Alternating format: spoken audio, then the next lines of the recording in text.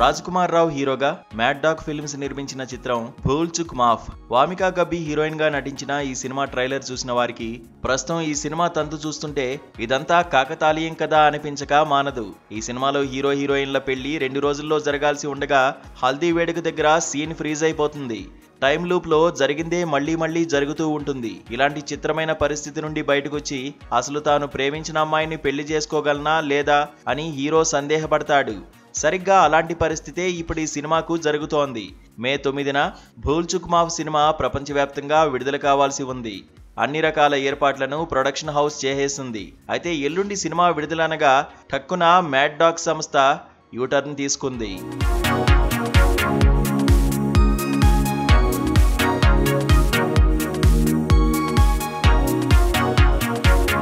ప్రస్తుతం దేశంలో నెలకొన్న పరిస్థితుల దృష్ట్యా భూల్ చుక్ మాఫ్ సినిమాను థియేటర్లలో విడుదల చేయబోవడం లేదని మే 16న డైరెక్ట్ గా ఓటీటీలో స్ట్రీమింగ్ చేస్తామని ప్రకటించింది.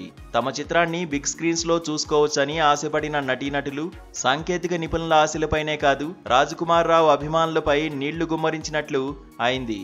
అయితే మరో వారం ఆగితే కనీసం ఓటీటీలో అయినా ఈ సినిమాను చూసి ఎంజాయ్ చేయవచ్చని అంతా అనుకున్నారు. కానీ ఆ కోరిక కూడా ఇప్పుడు తీరడం లేదు. సినిమా థియేట్రికల్ రిలీజ్ ను ఆపేసి డైరెక్ట్ గా ఓటీటీలో స్ట్రీమింగ్ చేయడానికి పీవీఆర్ ఐనాక్స్ సంస్థ ఒప్పుకోవడం లేదు.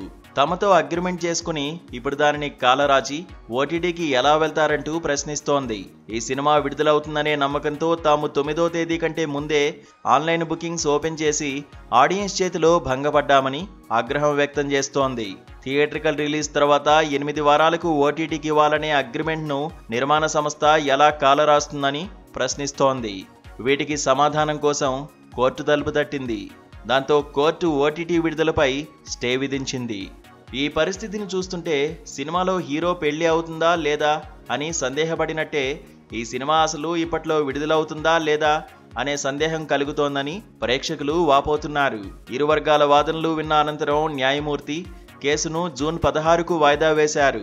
సో అప్పటి వరకు భూల్ చుక్ మాఫ్ సినిమా గురించి మర్చిపోవడమే కరెక్ట్. అప్పటికి కోర్టు ఇచ్చే తీర్పును బట్టి థియేటర్లలో ఇది విడుదలవుతుందా లేక డైరెక్ట్ గా ఓటీటీలో స్ట్రీమింగ్ అవుతుందా అనేది తెలుస్తుంది.